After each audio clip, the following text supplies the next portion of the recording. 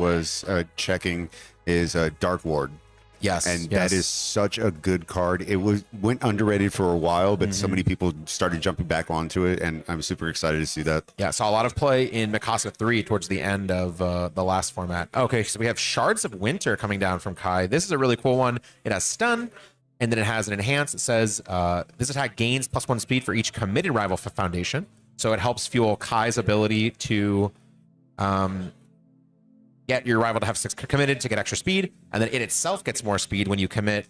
And then if it deals damage, you draw a card. And if I remember correctly, it is a ranged, so it should also trigger Kai's ability. And it looks like it does make contact, and we're choosing what to freeze. We are freezing split body control with Kai's response. And we also have Mondo Gecko giving it even more speed. So that was a very difficult to block effect. Ride the Lightning, Kai's Overdrive from Guilty Gear Strive, actually. This is ultra rare. And this one, similarly, gets a bonus effect if there are 6 committed rival foundations, but this will draw cards when it deals damage as well. So this is an interesting matchup in that Ghidorah is very much geared towards his response on face to reduce the damage down to 3. Not always super interested in blocking. Kai, on the other hand, is super interested in throwing low damage, high speed moves that are going to chip away at you. And we've already seen 2 frozen foundations from Kai. So King Ghidorah is also a 5-hander. So there will be fewer cards built. And we've already seen 2 of the 5 get frozen. So just building out here with what do you fight for? Or what are you fighting for? Don't do this. And Artificial Power again. All right, so King Ghidorah readying his stage here, except only getting 3 of the 5. Let's see what he's got for us. Starting out with Earthbreaker, checking a 3. This is where Kai thrives. When you freeze some of your rival's foundations, and then your rival immediately plays a high difficulty attack and checks poorly, Ghidorah has 1 ready foundation. He's only played 1 card. And now this encourages Ghidorah to build, which then gives Kai an opening to get his 6 rival committed foundation effects online. So this is kind of Kai. This, so far, I would say, has gone pretty swiftly in Kai's favor, but not going to count King Ghidorah out just yet here. Obviously, very, very strong abilities as well. So Earthbreaker is going to stun 2. And we're going to get some speed with King Ghidorah's effect, and then Kai is just going to take that right back. This is still a very blockable move. I believe 3 base speed. Yeah, 3 low base speed coming in. And I love one thing about Earthbreaker is the card pool effect. Yes, which applies to every attack for the whole turn. Yeah. Exactly. So interesting card that Kai just checked. Undeterred, I believe it's called. It has a champion breaker, and Kai actually has the champion keyword. So just a fun little critical role card that you get the effect of. He didn't get the breaker here because he checked it, but it is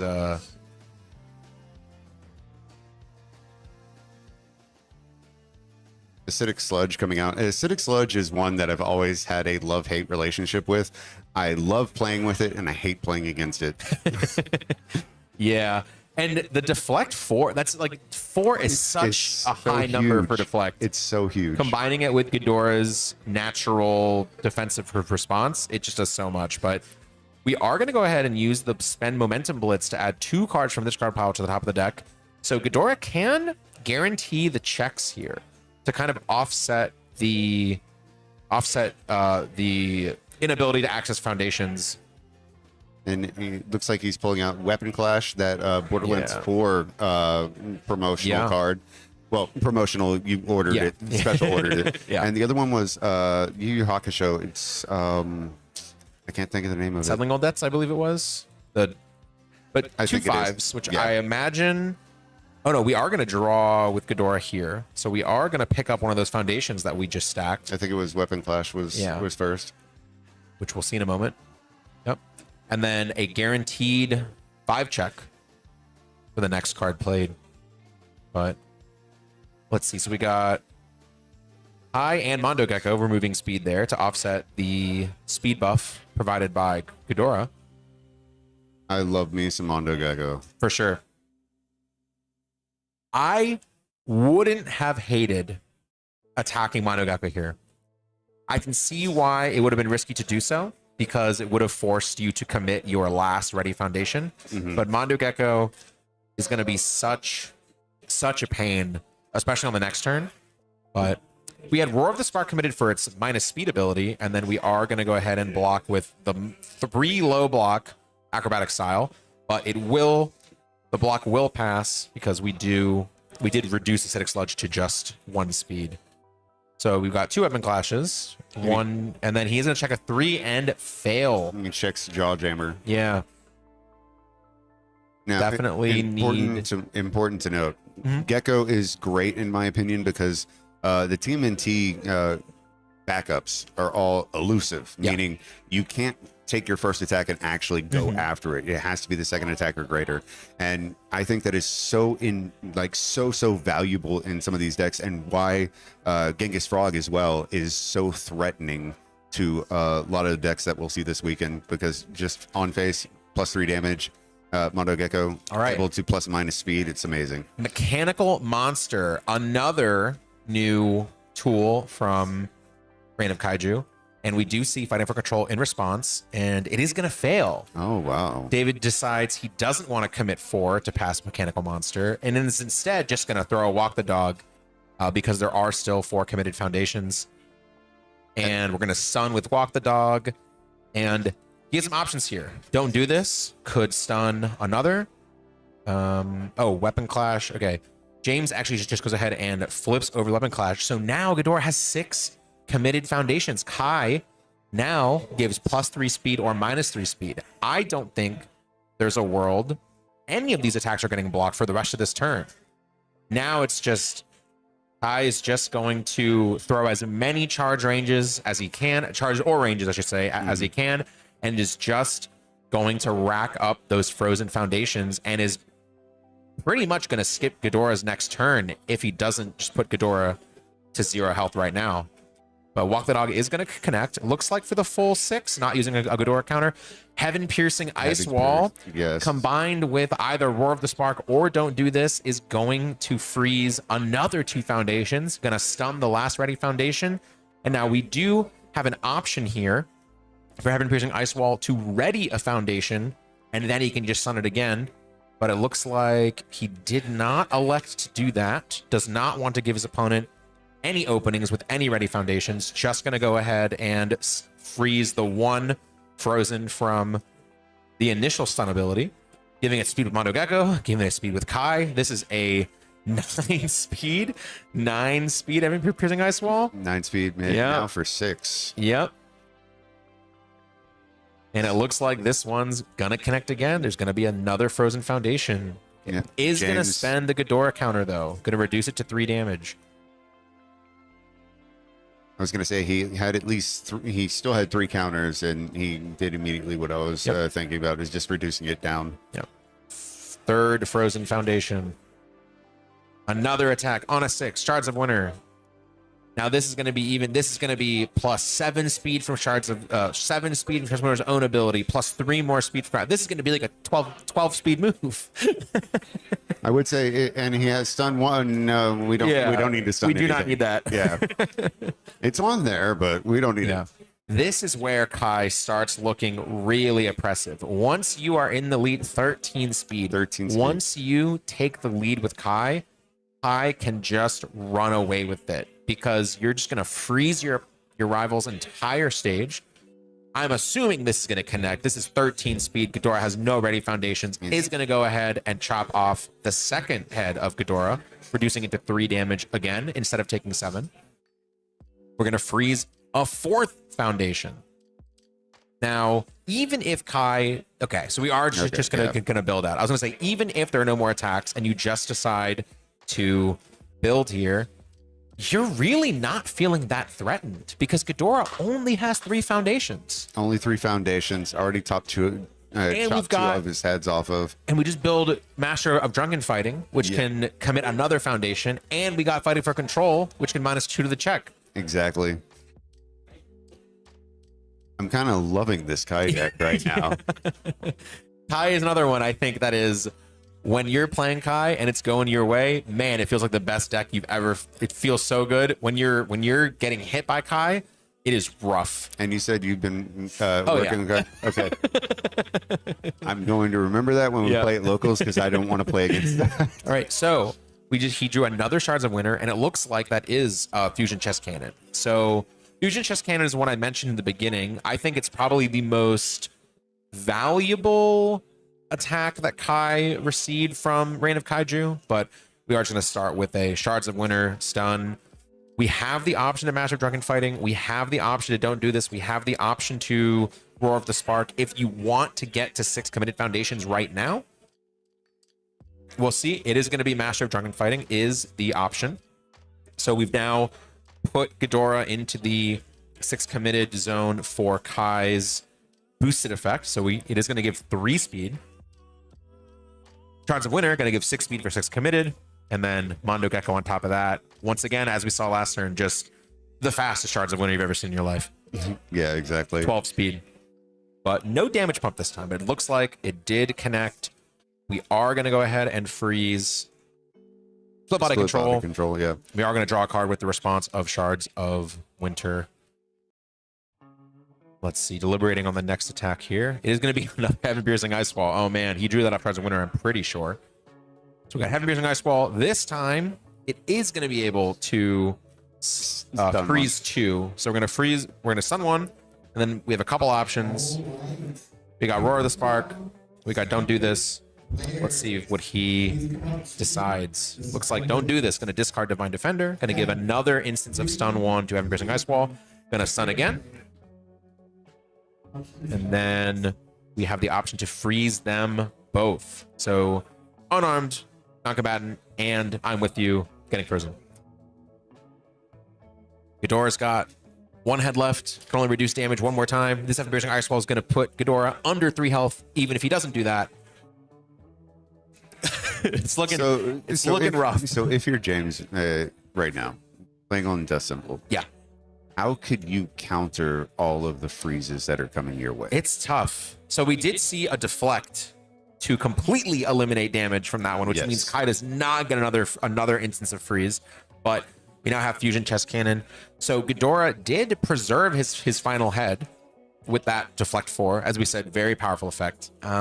So as far as mitigating freeze on the Death Symbol, I feel like, I don't know if you can necessarily mitigate freeze, but Death does have a lot of cards that sacrifice foundations. And at the very least, you can maybe try to sacrifice your frozen foundations so you're not just sitting with multiple committed frozen foundations and just fueling Kai's speed buff.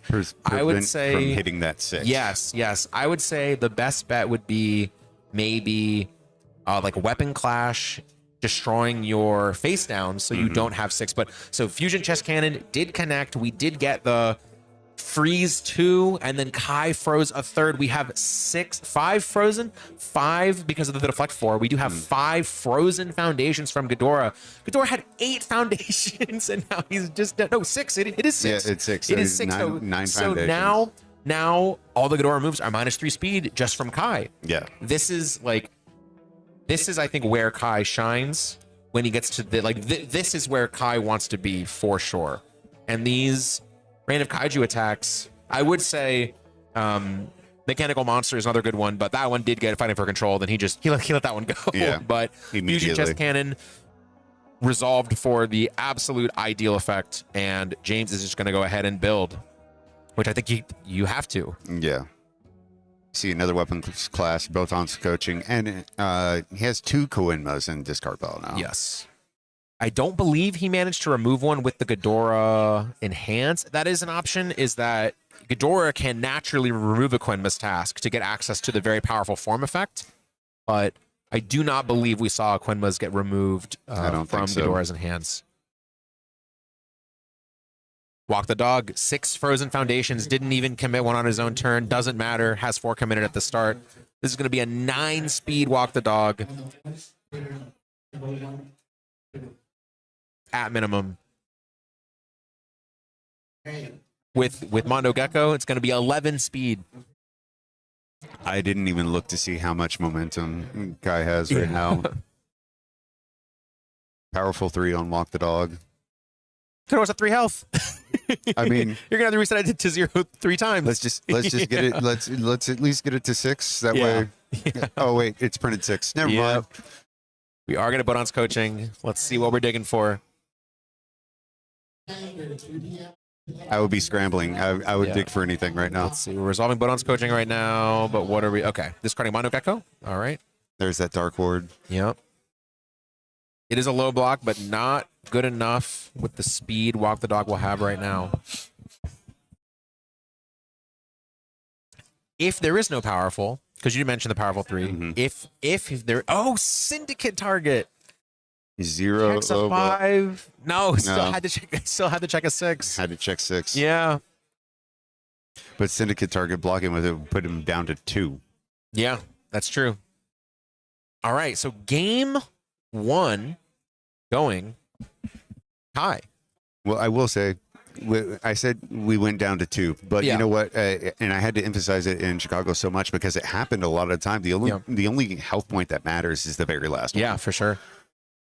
And we're getting a look at the teams that are playing against each other right now. King Ghidorah, Isla, and Ymir. Yes. And then Kai, King Ghidorah, and Caduceus. So you can talk about someone perhaps. Well, I revealed Caduceus Clay. Yes. Yeah. And I actually long ago, whenever the character first came out for Critical Role, I cosplayed him. Like 2 months after he released. Naturally, pink hair, kind of obvious. But Caduceus, I love. Got hit a little bit because of the whole interaction with uniques whenever they allotted it, because you would stack it up, and Elder Tagora, I believe, did the same thing as far as playing Grovekeeper, having all of the party backups, and as soon as they're churning through, it's a damage every single time. But it is an amazing card. I still think it is hilarious that you get to pick a player and give them health. Yeah, that's not many formats take advantage of where you would pick another player, but usually you're just gonna choose yourself. But I guess you could. Well, I mean, the only edge case that I would say is if you have cards or have text that says if your opponent is at a certain health, then that would be useful-ish, kind of. Get them out of desperation. Yeah. So their Hanja's last stand is not a 1 difficulty. Yeah. Put them to 11. Small edge cases. Yeah. They might exist sometime in some world, realm, alternate timeline. Of course. So interesting to see a Ghidorah on both teams. I do believe during round 1, while you and Wub were here, I was actually making the rounds, looking at all the decks, and I do believe Ghidorah was the 3rd most represented deck, if I counted correctly. Oh, wow. So very popular deck. I will say maybe that's skewed by the team's format in that teams can only have 1 of each character on their team. So it's possible that, so you will see more diversity just generally because, there can't be a team of 3 ponies, right? There can't be a team of 3 Rhiners or what have you. But we didn't see pony or Reiner on either of these teams. Yeah. So that isn't really a factor here. I mean, pony, I love her. I've played her since she's released. I continue to play her against you. You're welcome. But it is interesting to see, and I was kind of talking to Wub about it off camera. The people that are playing pony are people like myself and others who have constantly played pony. They know all the ins and outs and nuances of it. I think it will be represented here, but I don't think it's going to be necessarily as successful as it might come out to be, because there's a lot of people that are just now getting on board on the pony train. Sure. If you want to say that. But yeah, it's interesting to see what we see a lot of in other teams, and then it's not represented in other teams. The team format being a little all over the place. That was 3 checks in a row, failing the final build. Failing Mikasa defeats the female Titan. Yeah, so we had a 4 build from Ghidorah, which is very strong for a 5-hander. Fighting for control, again, on both sides. That's just been a tremendously popular card recently, and I will just go back to, I think it's just the fact that Reign of Kaiju introduced a lot of 5-diff synergies, and we see checking a 4 on the 5-diff, 5-diff control, make that a 2, and James says, I'm not gonna give you 3 for that. Yeah. I'm just letting that one. You have the control. Yeah, you can take the control. We're just gonna go with Jawjammer on a 4, checking a 5, committing no foundations. I think James decided, I'm not gonna have 3 committed foundations against Kai immediately. I don't want all those to be frozen. I'm gonna make you work for it. If James doesn't commit foundations from his own abilities, that means Kai has to choose if he wants to target committed foundation or if he wants to freeze one. And here we have combined firepower coming down from Ghidorah. One of the only 2, 3 I'm with yous. Oh my. All right. Okay, we are off. So that is 6 damage from I'm with yous and 1 damage from combined firepower because it did hit a non-attack card. So that is a 14 damage Jawjammer. Now, it is important to note as well, it is great that he saw them all together. Yeah. But now you also are missing that damage mitigation later on. Yeah, and then we have... So, Undeterred is going to be blocking the Jawjammer, so we will be taking half, and we will be hitting with the Champion Breaker 1, as Kai is a champion for some reason. Yeah, Soul Bad Guy is a warrior, so he gets Marley's Warriors, actually. Yes. Which is very cool. So I think it was interesting to give some of the lesser utilized Critical Role keywords to some of the newer characters. I very much like that. So with the Breaker, he checks a 2 on Invincible Body, and despite James's best efforts, that's 3 committed foundations already. Yeah, don't want to give any more. Yeah. So Kai just needs to do some chip damage, and I fear we could see a repeat of what happened last game with just James just had 3 to 5 frozen foundations every single turn, and it was just so difficult to combat. Walk the dog off the rip. Mm-hmm. On a 5. On a 5, because only 3 actually committed foundations. Checking a 3, and James electing not to respond with fighting for control.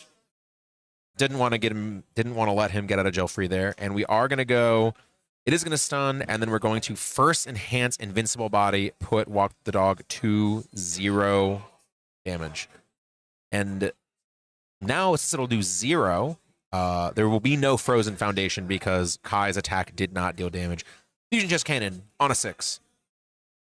Checks a 5, commits 1 more. And Kai is just assuming this hits. Fusion Chest Cannon, if I can read the exact text of it, it's after it deals. Does not. So unlike a card like Vast Hybrid Chimera Kraken or Prism Beams, you do not have to commit and freeze the same foundation. So Fusion Chest Cannon does not have that restriction. It is 2 separate effects. So Fusion Chest Cannon is going to target freeze the foundations that were already committed.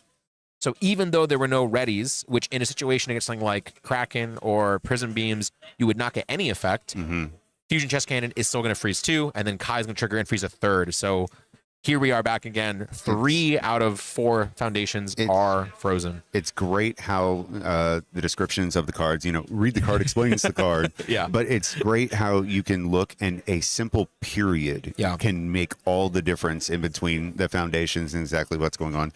He has Acidic Sludge out there. Checks another 3. Checks another 3. This is exactly what James did not want to see. And this is truly where I thrives. Once you've reduced the number of foundations your opponent has access to, if they stumble and they check a 3, I mean, not as if there was anything he did wrong necessarily, check a 3 there, but if they hit even a single roadblock, it just feels insurmountable. But here, Acidic Sludge is going to stack a 6. So now, even without any foundations, we can still probably get a decent build here. Going to stack a 6 and a 5, it looks like. Yeah, 6 and a 5. Will we see a draw from Ghidorah, or we just want the guaranteed checks? I think at this point, you want the guaranteed check. Yeah, he did keep the 6 on top. Yeah. James did keep the 6 on top, which makes me think not going to draw this time, but we'll see. So what is it, a 4 low 6? Yes, 4 low 6. Yeah. Let's see what David has. Did David use Kai yet? I don't think so. I think that's what looks like that's what they're deliberating, is if he passed enhanced or not, but we'll see.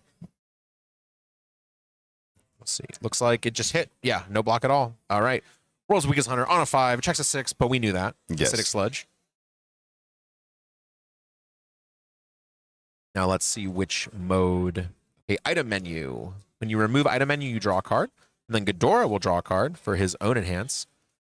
And then we're going to go ahead and give World's Weakest Hunter 2 speed. So we got a 7 mid 3. Kai's going to make that just -1. Just a humble -1 here. Do not have 6 committed, so Kai will only get -1. Let's see what else.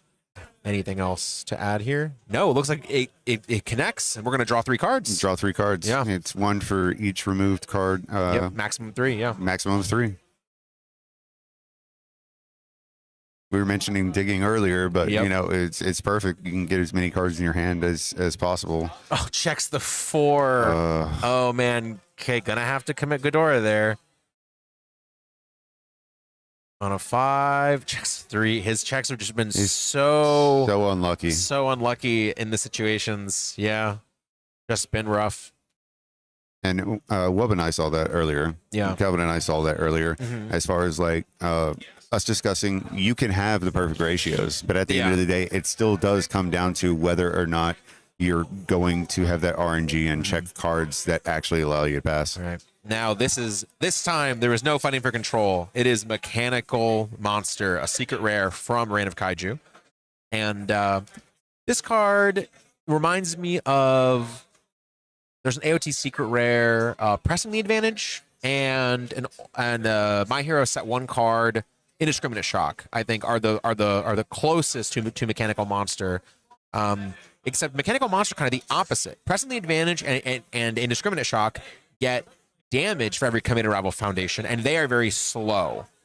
Mechanical Monster has a high printed damage, and it gets speed for committed rivals. And as we're seeing here, just look at those dice stacks. It's a 6 high, 9 high, 9 high, 9 high 10, and we're gonna follow that up with another Heaven Piercing Ice Wall. This is truly one of the MVPs.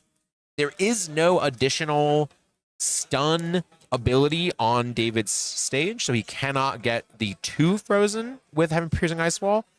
Heaven Piercing Ice Wall traditionally is at its strongest in characters that give stun on face, such as Krista or Kendo or May. Hasame? Yes. May too. Anything that can, and of course Mitchell Chimino on the order symbol are the characters that historically have made Heaven Piercing Ice Wall look the strongest in that they can generate the extra stun by themselves. But Kai, although he can't generate stun on his face, he has many cards that can do it, such as Don't Do This, Roar the Spark. Don't see them here, so we are just going to go with the 1 frozen. And then Acidic Sludge again, the Deflect 4, stopping the damage. No more freeze on that one. But Combined Firepower coming out for a block. Yeah, I think just to get it out of the hand, because it's the same card in hand as it is in discard essentially. But Shards of Winter connecting with 10 speed again, going to freeze a 3rd foundation. But I will say Kai is looking light on foundations himself. Yeah, surprisingly. Yeah, I think he's been pushing the aggression so far this game. David's really just been throwing attacks, hasn't had a chance to build, and it looks like he was really thinking about slinging another one. But playing the Deflect 4, I think, is what saved James, because he has King Ghidorah committed right now.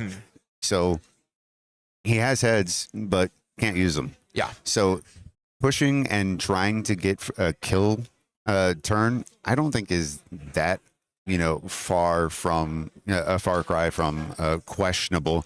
It makes sense at that time, but sitting so low on foundations, I don't know. Yeah, I agree. And I think it probably was the right move to also the foundation he did build, Master of Drunken Fighting, basically says if James does enter the enhanced step, I'm going to tap these two. You're going to tap two. You actually only have one foundation. I only froze 3, but I'm going to commit 2 on your turn anyway. So he gets a second copy of Master of Dragon Fighting down. Another tremendous control tool for Kai on order. And in my opinion, maybe one of the reasons you would choose to play Kai on order. He does have a lot of good stuff on air, but Master Dragon Fighting. Okay, no, I almost saw it. No, it's Earthfire order. Yeah. Okay.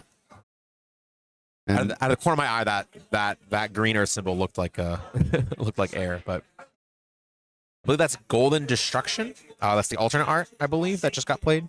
I think so.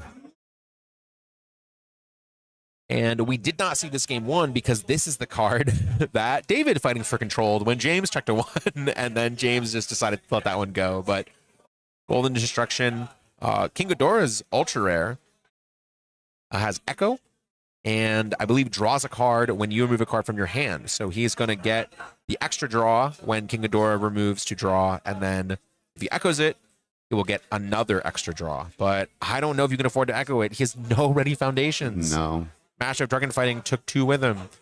Go on a 4 with Invincible Body, on a 4 of Fighting for Control. And he really needs those 5s now. And on a 5, checks a 4. Oh, man.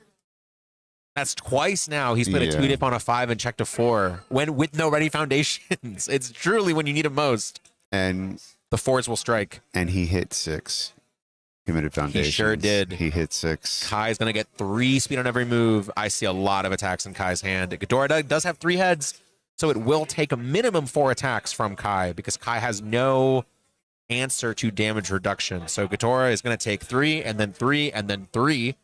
And still be at 4 life. So it will take minimum 4 attacks. Now this is where, as you pointed out earlier, Kai doesn't have maybe might not have enough foundations. And with Invincible Body, it might take 5 attacks. Yeah. Right? Do we think Kai can pass 5 attacks? I'm not so sure. I'm not sure. Yeah. Does he have 5 attacks also? First of all, not before we even. So looks like Fighting for Control. Because he is a 6-hander, having 5 out of 6 cards. Yeah. He does have a Bodon's coaching, and he has a draw off Walk the Dog. Yeah, he has the opportunity to pull it for sure. Yeah. So it looks like he did use a Ghidorah head on the Walk the Dog. Goes and then into Mechanical Monster once again. Mechanical Monster checking a 4 on a 6. He commits 2. Kai already has 4 of his 6 foundations committed. But the pile of stats. But I feel like this will just eat a Ghidorah head. I mean, it has to. There's no way. That's what these attacks are going to amount to, are just eating the Ghidorah heads. I will say, I think whether intentionally or not from either player, I do think the way that the math worked out on the attacks left Ghidorah at a pretty optimal amount of health to get full value out of the 3 heads here. So really putting his opponent on, you got to hit me 5 times this turn. Although Invincible Body did get committed, so it is only 4. But the second head is gone. Ooh, that was an 11 high for a 7. Yeah. And then Shard's winner on a 6. Checks a 3. You're going to have to commit Kai to pass that. I think we're going to. And then I'm not sure if he was declaring. The expression on David's face. I don't know if he was declaring freezes when he was doing damage either. I don't know what's frozen or what's not. I don't know if he was declaring Kai responses. No, he wasn't. No, he wasn't. Even if he was, there would only be 2 frozen. Yeah. But. And finally, for the first time in the whole match, Ghidorah has a foundation when his turn starts. And he can actually play attacks. Yeah. Did he draw them? He's a 5-hander. Okay, Jawjammer coming out. Checks a 3, of course.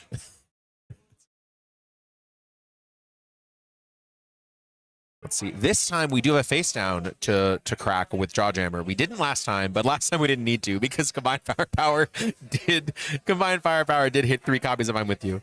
And it's great. It's great. We do have the face down to destroy. Get the extra damage bump. It is a throw. Yes. And David's almost completely committed out. Yeah, this is I think how these combined firepowers and discard play out could decide game 2 right now. Assuming James decides to just load the combined firepowers on the Jawjammer, which maybe he doesn't. Maybe he figures this one's slow enough that might as well just get the 4 damage. He gets 3 damage with Ghidorah, 4 damage with Jawjammer's Enhance. Oh, he's picking up his discard. We're going for it. We're going for it. He's laughing about it too. Yeah, there you go. All right, combined firepower. Combined firepower. Yes. We're doing all of them? Okay, 2. I got 2. All right. Let's see. All right, so we got combined firepower number 1 coming up. We're gonna make the check. Then we're gonna mill 4. Oh, we just milled we just checked loss of consciousness. Okay, he's like, whatever. We milled another combined firepower. So that's 2 damage. We milled 2 non-attack, so that's 2 more damage. Now we got combined firepower number 2. And what we're making the check is that. We're gonna go 1 damage. Just 1 damage. All right, so we're just getting 1 damage off the second combined firepower. Now this is a 10 damage bonus on Jawjammer here. And Kai's at 14. Kai is Jawjammer has 4 damage. Yeah. So we are forcing a block here. And looks like we're gonna get the half. And Kai is gonna go ahead and take 7. 7, yep. Yeah. Acidic Sludge. Don't be fooled. Combined firepower does not count towards progressive difficulty. That will be on a 5. Checks a 3. Gonna just commit 2 more. And we do have the momentum to spare. So we are surely going to be firing off the momentum ability. Yep. Grabbing 2 cards, stacking it up, and getting the extra damage as well. Yeah. Looks like we're just going to stack another Acidic Sludge, possibly, and just then 6 pull check, I imagine. Yeah. And then the 6 check after that with Syndicate target. Ghidorah's going to draw a card here. It's going to be another Acidic Sludge. And already has the check. Yeah. This may be it for David. Yeah, and he's going to pack it up. All right, so we have James taking the victory, game 2. Really did not expect that one, I'll be honest with you. It looked like Kai was in complete control. I think it was just the turn that Kai really needed when King Ghidorah was committed. He didn't have the high damage moves. He only had the little poke moves when Ghidorah was already committed. And then when he drew the big finishing moves was when Ghidorah came back, had all 3 heads still left, and Kai just could not close the gap. But I think the shortage on foundations was what really did David in that game. And it, we talked about it, you mentioned it again. King Ghidorah was committed. That was the opportunity. That was the turn to go in on. And he tried. Only had 4 foundations. But only had 4 foundations. Yeah. It's a risk he decided to take. Didn't pay off, but we'll be going into game 3. Now, I will say these were, sorry, you go ahead first. Now, tell me with Kai, because you've put it together and played. What is the benefit going first or second? Ooh. Because Kai will be going first this time, I'm assuming. Going first with Kai... It depends. It really depends on what foundations you get set up with. I think it's a really big advantage if you go first and you hit your foundations that force your rival to commit. So if you can hit your Master of Drunken Fightings, Fighting for Control is good going first or second, actually. Like, it's pretty equally good. It's just if you have it on your rival's first attacking turn is when it will usually be the most beneficial. But, love getting Mondo Gecko down early. Oh, yes. King of Illyria, one of my favorite cards. These are low difficulty foundations, but I will say some of the best in the Kai deck, in my opinion. So I wouldn't say this was a super ideal going first, turn 1 build. These are all pretty defensive foundations, but I would not be upset if I was David here. I think Mondo Gecko, can I change my answer? Mondo Gecko. Mondo Gecko. That one's going first or going second, but Mondo Gecko is one of the ones that I think are just great. Just consistent speed pump on Kai, forcing your rival to commit more to block is so strong. And James's turn, one thing I saw is the checks. The checks. Yeah. Those checks though, automatically, like turn 1 getting 2 combined firepower in your discard is ridiculous. Yeah. This is gonna be an interesting game for sure. Yeah. Ice Wall coming out. Yeah. And David did miss his stun foundations. He did not have Aurora the Spark turn 1, did not have Don't Do This turn 1. So Heaven Piercing Ice Wall will only be stunning 1 and freezing 1. However, Mondo Gecko, gonna give it a little boost, gonna give it 4 speed. That doesn't matter because Acidic Sludge is gonna deflect all the damage anyway. That Heaven Piercing Ice Wall could be 100 speed. It does not matter. It I heard you like Ice Wall, so let's play another one. And then Fighting for Control is going to be played in response. James just says, gotta give me something. You check 2 5s, gotta give me something. And he does. So we're gonna go ahead and stun that one, presumably freeze it with Ice Wall. And then James has no cards in hand this time, so he will be unable to deflect. And we are going to target commit a foundation with Kai, it looks like. Split body control, yeah. Yep. Now, we're going to go for another. This is, I think, David's really, I think he almost put it down on the table. I think he's thinking back to the last game where he went on a 6, checked a 3. And then he checked a 5 this time, went, I should have gone for it. I don't know, David. I think I agree with what you did. I think I agree with building. Too, yeah. I think if you build out here, great, perfect, right? Now, the next opportunity that we have to attack, we won't be on 2 to 3 foundations. I think truly the downfall of last game was the turn he had to go in. He did not have enough foundations to close the game completely. And you still froze 2. Yes. 2 frozen's good. Great even, right? Golden Destruction on a 5, check a 3, and freeze 2, check a 3. Might as well frozen 4, right? Yeah. That's just all of them gone already. We have a moment of normalcy to prevent any crazy damage pump that Ghidorah might have. And King of Illyria to pick up a high block if we so choose, if we so deem it necessary. King of Illyria generally stronger to be playing on your own turn because it debuilds your opponent, puts a card that sticks in their hand, and then you can just build it again immediately. But in a pinch, King of Illyria picking itself up as a high block is definitely worth it. Something I do want to note is I haven't seen a single tension move from David, actually from either from either player at all. Although Kai doesn't have access to the best tension, so Bloodstained Universe is obviously a fantastic card. It does not have Kai's keywords. I have found myself going back and forth on if I think it's worth it to include in the Kai deck because the card is just so strong at a baseline, but it does not really synergize with your deck. However, Roman Cancel Blue, Kai is one of the only characters I think that would consistently use the other colors of Roman Cancel, specifically blue.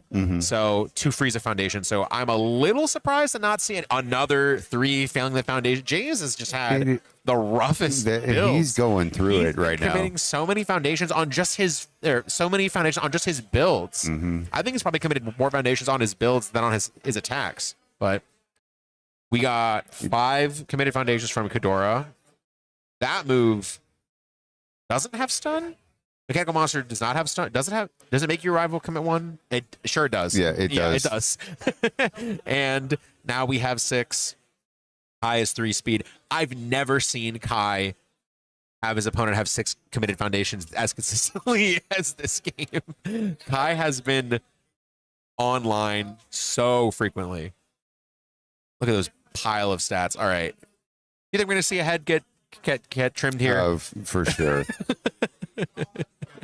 going to give it an extra low haircut. Yep. All right. 1 Ghidorah head goes. Ghidorah's down to 27. 26? Let's see. 26. Yeah, 26. All right. And then we are going to remember our triggers here. We are going to freeze. Yes. Freeze, split body control. It's great that he's got Dark Ward out there, but I haven't seen many responsibilities. Actually. It's mainly for like Breaker, I guess, but there hasn't been too much of that. Yeah. Committing both Divine Defenders. I feel the need to clarify the reason I went on that tension tangent earlier is because King of Illyria, if you have used a tension ability this turn, it is tenacious. And I, just got distracted there. I meant to say that first. Yeah, it's all good. Talking about tension that didn't phantom tension, but Chad, don't come after him. All right. And then we are going to connect with Walk the Dog, get another freeze. Ghidorah is down to 20. But to be honest, sometimes with Kai, it feels like their health total is irrelevant, and it's just eventually when you freeze their whole board, you will get there. Ride the Lightning coming out.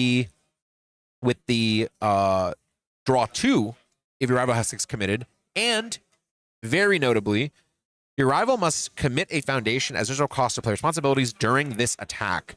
You cannot respond with Ghidorah if you are stunned out against Ride the Lightning because you have to commit a foundation.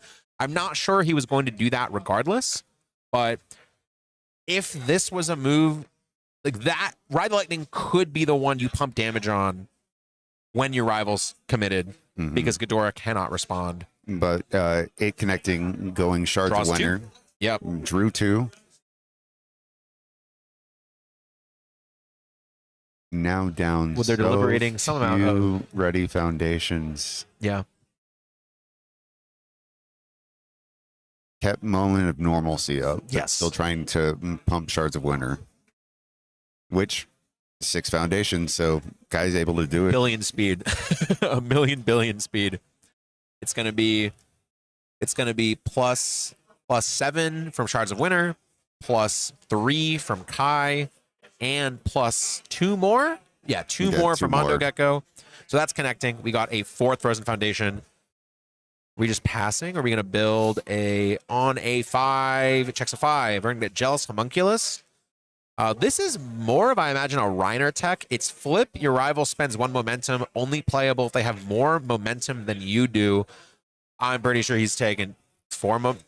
All right, well, she said he's going to take 2 momentum. Okay, sure. Going to take 2 momentum. 2 momentum. There was an argument to take none. And then Jealous Homunculus King of Doors only momentum, because I really don't think you're doing much with your momentum in Kai. But we do decide to take 2 momentum. And Earthbreaker is coming back out, going to stun his last 2.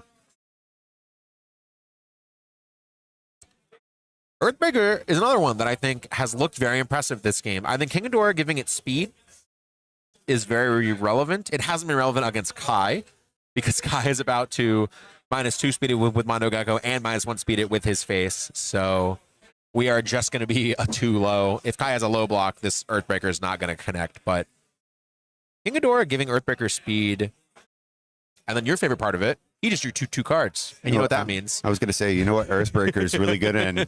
Pony. I heard you like drawing cards. You want damage with that? All right. Yeah. And so many separate instances of drawing, too. Because it's all like discard, draw, trigger, draw. Same with King Ghidorah there. You draw 1 item and you draw a second time, so it's 2 triggers. But it was blocked. We did have a 2 low. Acidic Sludge on a 5 checks a 3. James cannot catch a break here. James, I feel for you so much right now. Kai has frozen half your foundations, and the top of your deck has ripped the other half of your foundations away from you here. But once again, this is what I was talking about. Jealous Homunculus could have denied that momentum, but we are going to Acidic Sludge. Combined Firepower. Put 2 cards on top of our deck. Probably not, because if you would mill the cards that you're about to stack. True. So maybe next attack. Because he's stacking first, you wouldn't want to do that immediately afterward. Yeah. We're now in overtime. I would say possibly 4 difficulty attack 6 check if he has that option. But it looks like he's gonna get Rising Uppercut as a defensive trick. Well, I saw him go to grab Botons, it looked like. Yeah. Well, loss of consciousness? Maybe he doesn't have a 6. Maybe there's no 6. Yeah, going with loss of consciousness. I mean, loss of consciousness, if he had a way to discard it. Yeah. Potentially? I'm going to go, let's see, 4 low 6 is going to remove loss of consciousness from hand to draw the Rising Uppercut that was just stacked, I believe, if I followed that correctly. Yes. Going to give it some more stats. So currently 4 low 6. Yeah, he's choosing which stats to give it with Ghidorah. It looks like he's going to do speed. And then Mondo Gecko is going to take that speed right back. And then Kai is going to -3 more speed. Because guess what? That's 6 committed again. Or Kai's not going to do that. Well, Kai has to enhance. He has to call it, right? He has to, yeah. Which I think it's still James enhance. And then now, Kai enhance, -3. Yep. 1 low 6. But does Kai have another low block? He has a mid block. 2 mid. It will checks a 3. fail. It will fail. That was the breaker. That was the champion breaker. And it has another ability that I forgot to mention previously. It also says, like, when you block with it, your rival's next move is -3 speed or -2 speed. It has 2 block triggers, but one is a champion breaker. It actually has no effect in your stage. It is just when you block with it and then champion breaker. But checks a 3, does not get either of those abilities. And then James is going to go and fail another build. Oh man! I think that is the 3rd time he's failed on trying to get that card specifically. Yeah. But we are going to get unarmed non-combatant down, which adds breaker 2 if you block with a non-attack card.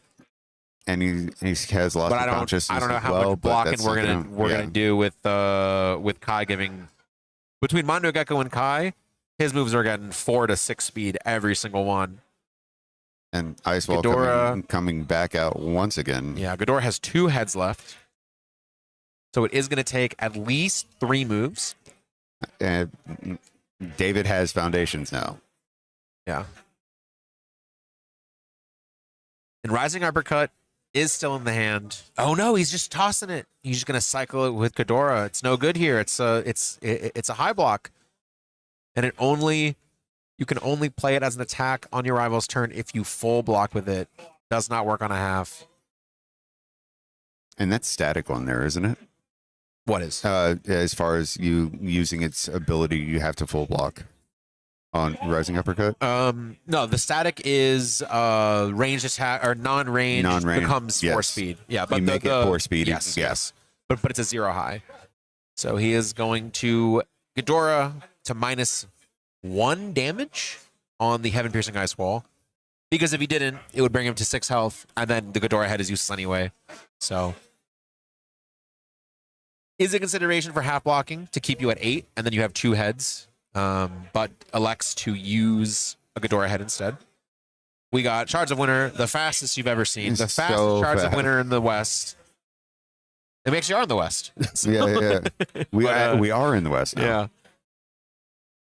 That's going to be 13 speed.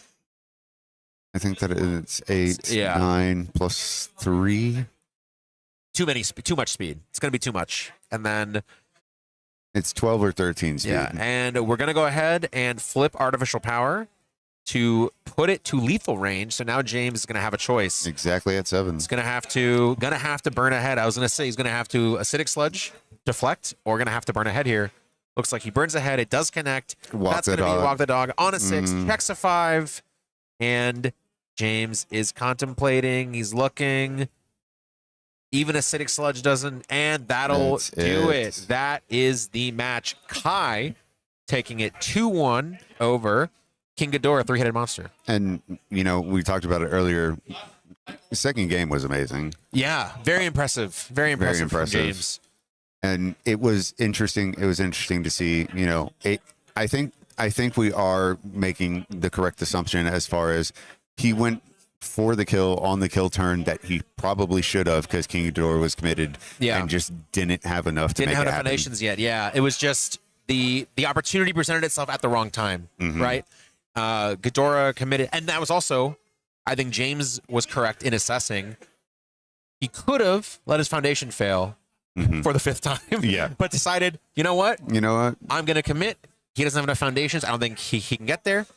And then ended up paying off where he did get to manage. He did manage a game 2 victory because he was able to build the stage wide enough that Kai could not freeze it all down.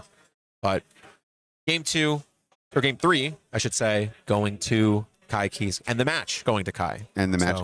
David doing a great job with what he had. I'm never playing you if you're playing Kai. But great match all around, and some very interesting tech pieces. A lot that I hadn't seen or considered before. And it looked like Kai had the same line that they were trying to play over and over again. Ice Wall, Shards of Winter, and then Mechanical Monster, stacking it up, stunning, freezing, making sure that he was always had his opponent at 6 committed foundations to get that extra. I've never seen it be that consistent. It's probably because when I played Kai a lot, Unyielding Destruction was still in the format. Yeah. Your rival never has 6 committed foundations when Unyielding Destruction is in the format. Like, you think I'm going to be at 6 foundations? No, I'll kill all of our foundations. Yeah, so definitely. And if they're spam foundations, we now know of an action card that's coming out here pretty soon. Yeah. That is ridiculous in my opinion. It's Evil Tune, so we're going to see exactly where it comes into play, because we also have the My Hero Challenger Series decks that are coming out. So we'll get some more evil characters, see how people all put it together. So potential interesting future for Kai if it becomes more popular, and keeping that consistency as well, like you said. So, right symbol on Kai? I think so. I will say Air gets access to Aerial Goblin Bolt, which is a good poke for Kai's response, but I think we saw Order doing what it does best. Controlling the game with the tech pieces. And it looks like we have the winner's interview coming up. So I'm going to pass it off to Tam. You guys ready? Maybe not. All right. All right. That's fine. My bad. Well, let me ask you this. How have you liked being in the commentator seat? It has been great. I really enjoyed it. That was a great match. I was happy that we got to talk about it. But it's been great to do it. So, hello, what's up, everybody? Sorry I didn't see the queue. My name's Tam. I'm here with David, the winner of round 3 in teams today. Incredible job. A rogue character. I really wanted to watch this guy take down Kai Kiske. Tell me, why'd you pick Kai? I'm not actually sure. It was a deck that I had that wasn't a Donatello, that wasn't the try-hard deck I'm playing for tomorrow. So we were going to play fun decks that we wanted to play for teams, and so that was one of the decks I had. I love that. I absolutely love that. Very well put together, kind of almost exactly what you need in that matchup. You know, a lot of speed, stunning, freezing against the 5 hand size character. Is that one of the reasons why you picked this matchup, or give me your thought process? Because you had a ton of choices here. Well, I think mostly it was down to the rest of the team didn't want to go against Ghidorah. We also have a Ghidorah on our team, and he didn't want to do the mirror match. But yeah, like the 5-hander, I felt like I could probably lock it down a little bit, and it felt like I was able to keep him locked down for most of the game. And so yeah, that was a big part of it. But it wasn't like a master plan. It wasn't like a brilliant chess move or anything. It was just nobody else wanted to play Ghidorah, so I did. Either way, we get the job done. I'm sure you heard the announcement. Round 4 is up, so I will not take any more of your time. Thank you guys for watching. We're going to cut to a small commercial break, but we'll be back before you know it for more UniVersus action. Get out of here. You got to go. You got to go.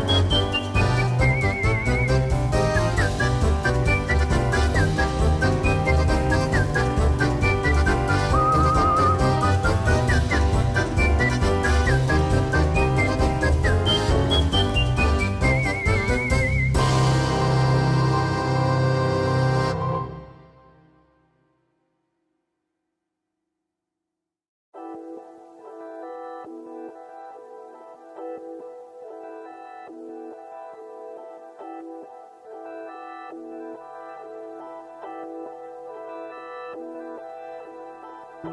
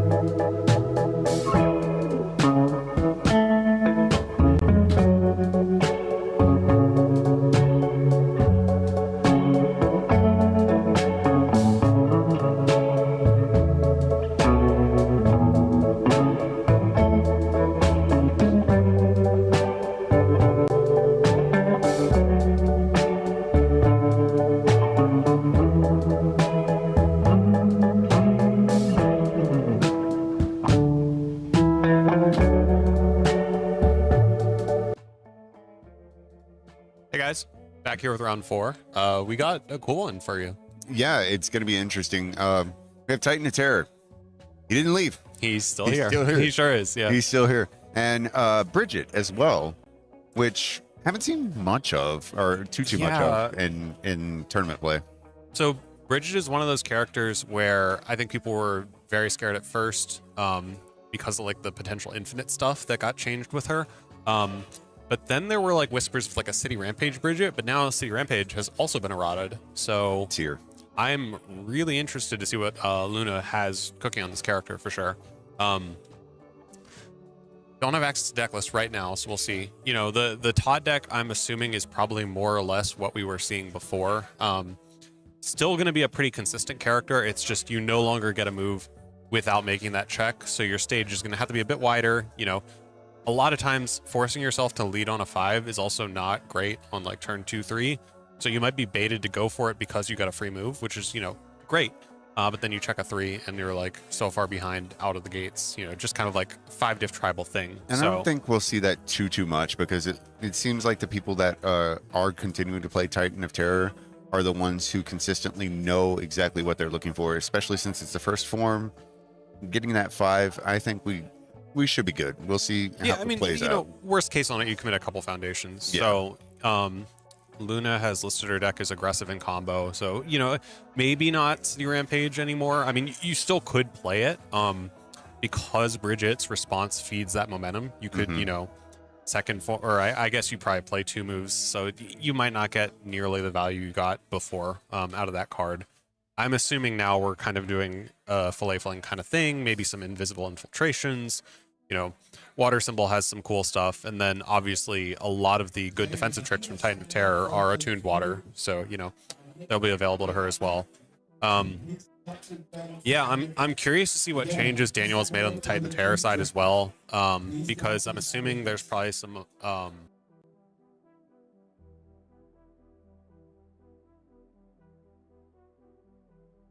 to see exactly to actually look at what was going on. Get to see who's going first here in a second.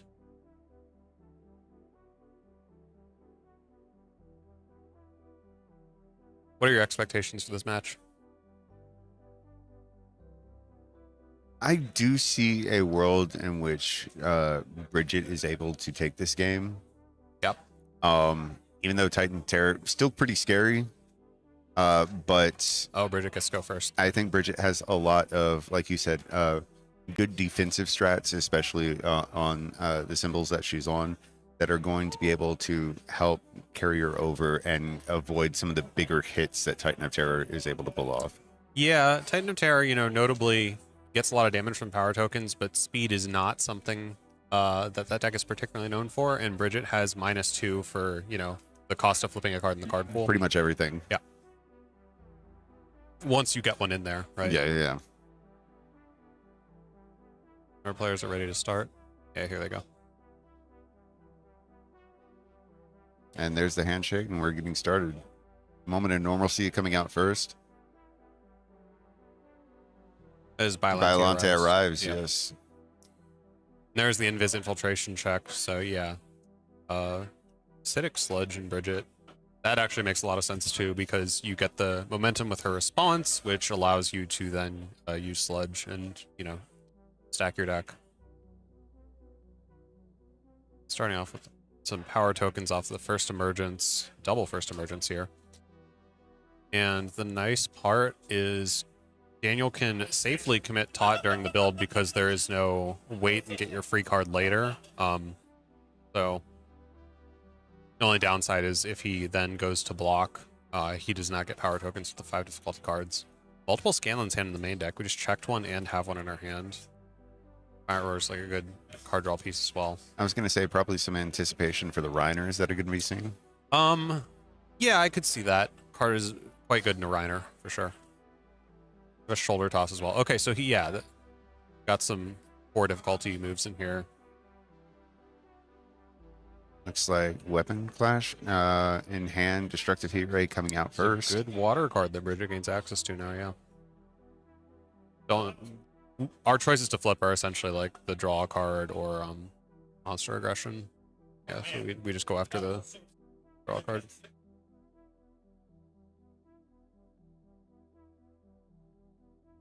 Flipping Violante arrives, get a power token here. We're putting stats on right away. I think this is fine. A 5 low is pretty difficult to block.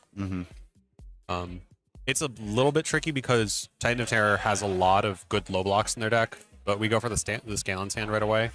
And the cool part about the Scanlan's hand here is actually we get the response to build it if we want. Yeah, and he's going to choose to do that. I believe that card build's committed, though. Don't remember. Okay, and there's the overlay. We got that up now.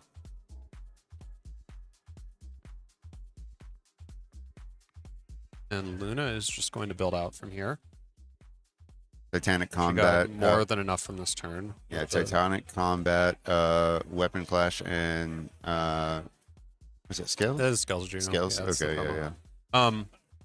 Yeah, especially with the scale and sand response, you know, playing another attack there was probably not very profitable. Yes, I agree.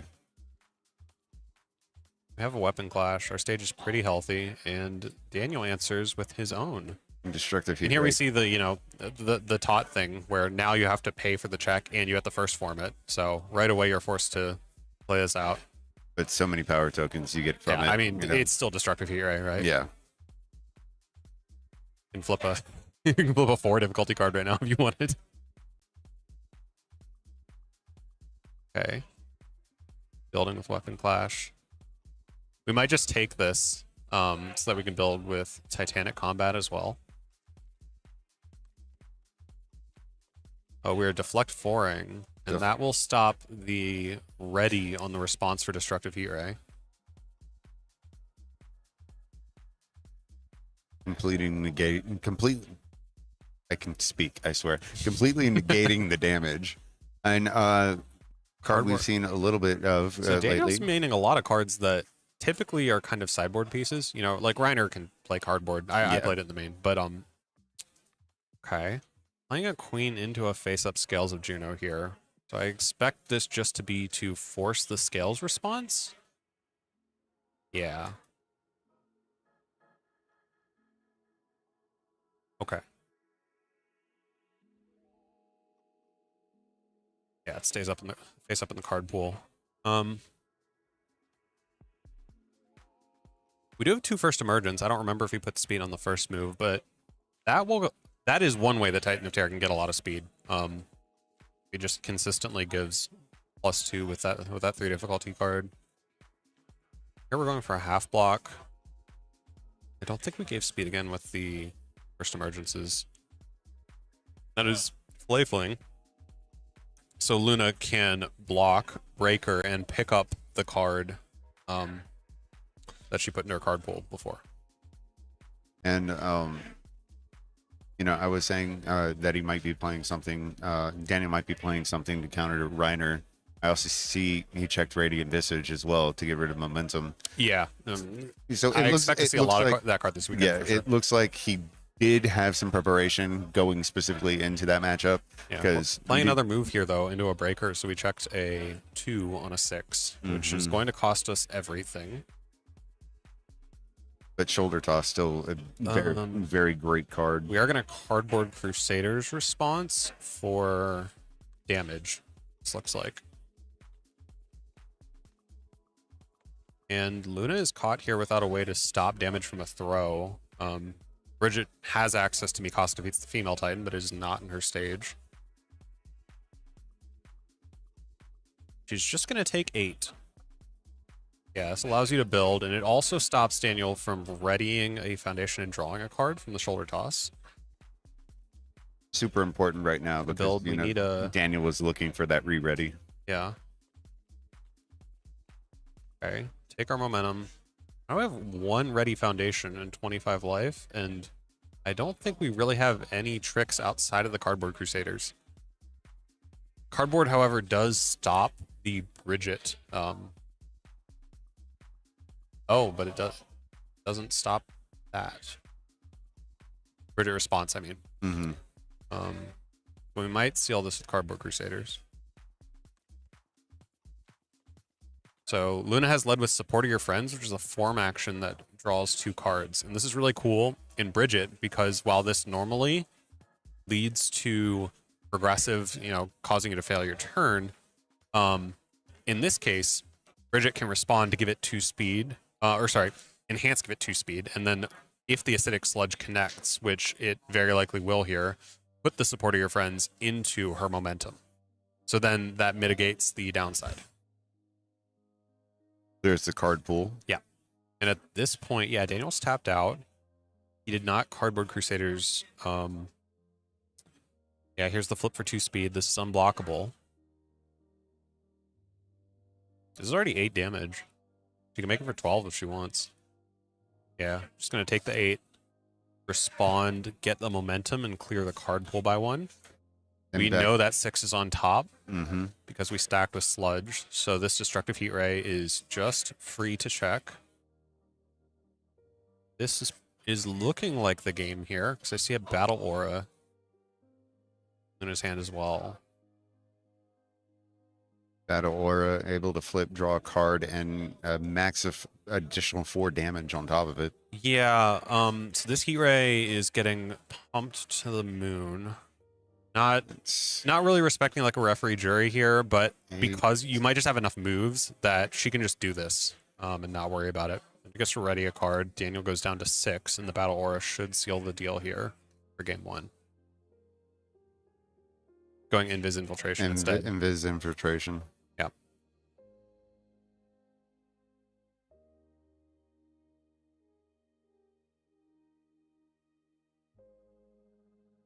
We're going to give this damage with Titanic Combat.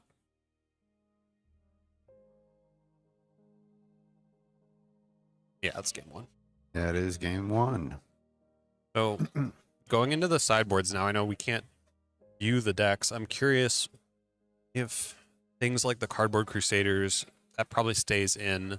The Scanlan's hand is interesting too because it does stop Bridget from reducing speed on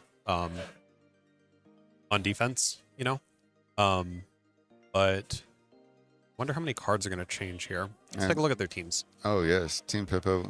Bridget, Toga 4. Toga 4 is an awesome character. And never quite got her time to shine because the thing that worked really well with her was like rando spirit gun stuff that got fixed. I don't remember exactly how it worked, but essentially it allowed you to use her extra abilities multiple times and did a lot of crazy stuff.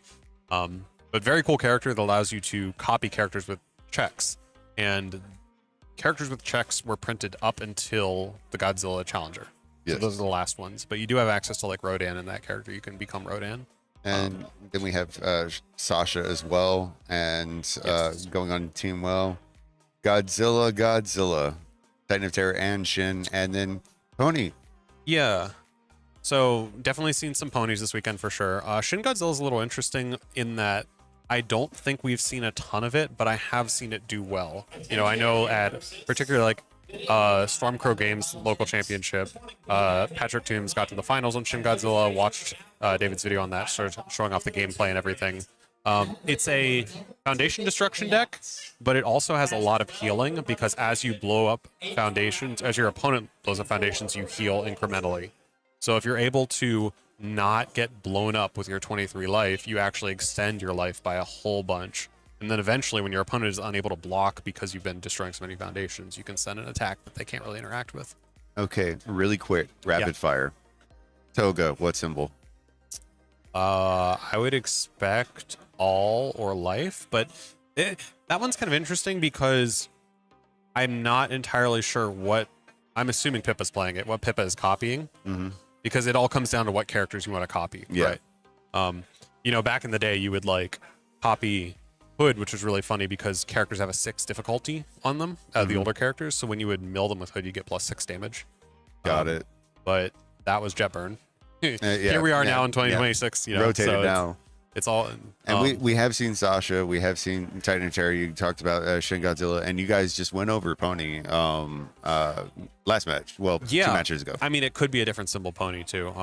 I'm still hoping to see someone doing like Bug White Pony stuff because I think that's a pretty good angle. For the character. I have seen it. I have played it. Yeah. It is a lot of fun. I will say I can imagine. It is a lot of fun. So going to game 2, Daniel gets to go first this time, and where we see the first emergence again. Sacrifice for the cause and checking it. Yeah, maybe just trying to get some extra damage. Oh, that's rough though. We only have a 2 build. And the difficult part about this is you will get to review a 5 diff or Titan of Terror and play it, but if you check a 3, you're out of foundations immediately because the timing on that form, right?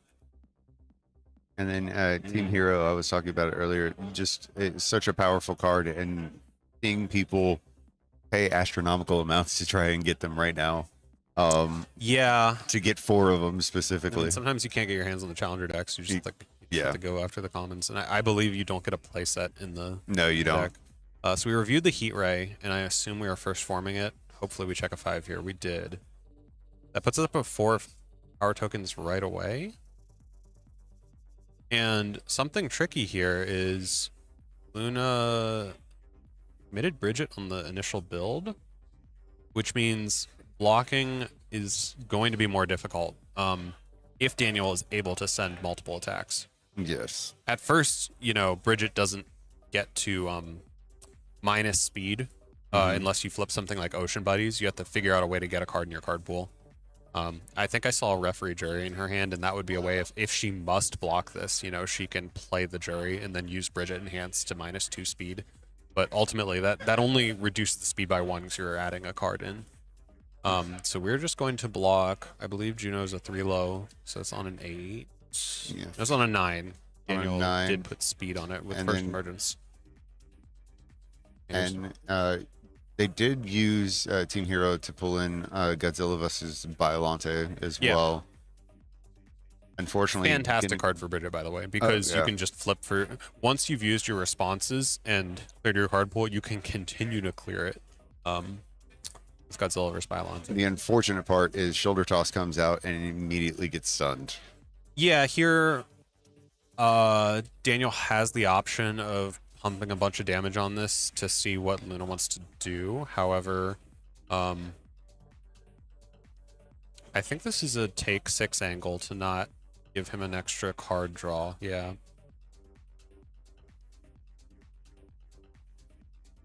Okay, we checked a 5 on first emergence. So now we have 2 speed on every 5 diff. So while we are short on foundations, I think, yeah, our hand is 3 more attacks. These attacks that Daniel's playing are going to be pretty fast. Which is good for Bridget, but first you got to get a card in the card pool in order to activate it. Yeah, I think when Heat Ray is a 7 low, Yeah. -2, you sure can do it, but I don't know how. Every little bit matters? Yeah. Question mark? Double substitute member is definitely going to give us a decent shot at blocking next turn. Syndicate target being played just as spam foundation, able to get another one out there. Yeah, I understand needing the the wider stage, but when Titan of Terror is very likely to lead with a Heat Ray, You would I have think kept it's it for the low block. very tempting to Keep block it- with a 0 low. Keep it for the low block and Yep. then just take the burn damage. Yeah, and here's the new top thing. This is what Daniel has to contend with, throughout this whole tournament is first form check a 3. It's not like a ton different from when you played it with mono 5 diffs before, but let's see what we go with. Gonna use Team Hero, the second Team Hero, and pull in the same Godzilla vs. Violante. Yeah, we are just digging for something. Okay, we saw a danger sense drawn. That will go a long way if she doesn't want to get hit here, because that is a low block if she needs it. Uses Moment of Normalcy to reset the speed. Yeah. We're gonna And- block on a 7, hitting the 1 for the cost, tapping 2. So this will cause it to not deal damage because of the danger zone response to change the danger sense response. Change the zone to a mid, and it's a mid block. That's right. I think it changes its block zone. It does one or the other. Yeah. Regardless, it enabled the full block, so it didn't do damage. Played a second Heat Ray. This is going to be only 6 speed, reduced to 4 by Bridget, but the so to speak, the power token anvil, hanging in the air right now is at quickly approaching Bridget's life total. Deflect's great here because deflecting all the damage. we don't have to do anything. Like we don't have to pass a block, and it stops the Heat Ray from readying. And I saw that they did that earlier as well, just using the deflect floor, which is crazy, by the way, deflect 4 on the card, but using the deflect 4 to actually negate all of the damage, don't have to make a check, just toss it in your card pool. It's great. Crushing Impact coming out. So this forces one of the substitute members, but she has 2. So at this point, it's very unlikely that she's getting hit unless unless Daniel just block zone checks her, you know, like if there is no other low block, which to be fair, Luna did enhance on Team Hero to build Godzilla vs. Biollante to draw, so it's possible that there is no low block. It could have been what they were digging for earlier. Probably. And how much damage do we actually have on this if we want to full send it? Oh, 1, 2, 3, 4. so Just 24 damage. 12. That's still not enough on a half. Yeah, so we just need 1 half block. And that picks up the acidic sludge for next turn, which is great for us. Because they would have to get to 28 Failed damage. with the roar too. Dang. The breaker 1 coming in there. Super clutch. Yeah, I mean, Fillet Fling is just so good in Bridget. Infinite aside, just the ability to play it on defense. Do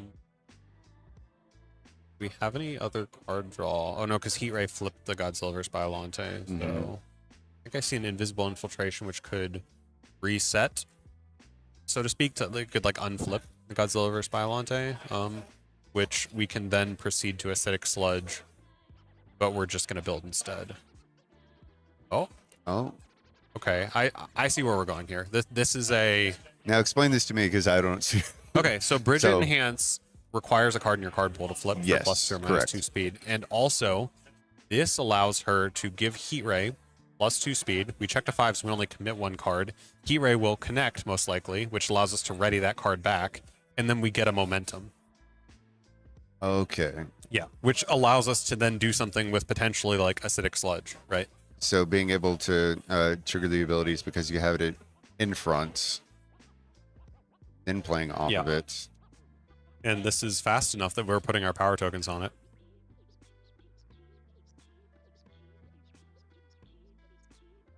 Using Queen for block. Yeah, but I mean, it's on an 8, so we're just tossing an attack out of our hand. And yeah, see there she gets the momentum and readies the syndicate target. And then this resets the Godzilla vs. Biollante. So now Invisible Infiltration says remove a foundation from either player's stage. After this attack resolves, that player builds it face up. So what this will allow her to do is get the card draw back. And this allows her to get to more attacks because once this card resolves and she plays the Acidic Sludge, she's allowed to put 2 cards on top of her deck, which means that she can put a 5 check and an attack and then use the now face-up Godzilla vs. Biollante. So by doing this, she actually gets to play 4 attacks this turn and confirm her last check, which is huge. I don't know if it's enough damage, but it is card of her choice, which may be Fillet Fling. Yes. And that would pick up something else. Visible Infiltration. It looks like it was fully blocked. Yeah, so that got blocked. But now we have an Acidic Sludge. Yes. Yeah, here's that. We did check it. Getting 1 card. And now we can enhance this for 6. Yeah. We're going to stack 2 cards and draw 1 with Godzilla vs. Biollante, which we have a face down at our card pool too, so we get to clear that as well. Mm-hmm.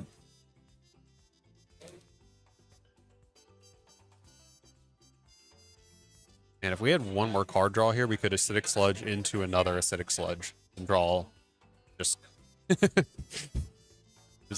no, like 5 attacks in that turn. We might be going for Battle Aura here, though. Yeah, I was. So Battle Aura and because we don't Dangerous have another way of drawing a card, let me see if the math, what this adds up to.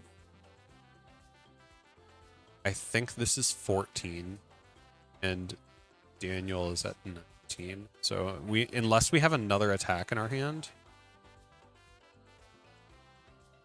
Spent the momentum. Yeah, the momentum got to the get 2 the damage. Got the 2 damage. in the stack check. Stack the check. I think we're just trying to draw another move here. Well, able to flip a card, draw another card. We didn't catch what it was. For 8. Yeah. Daniel goes to 5.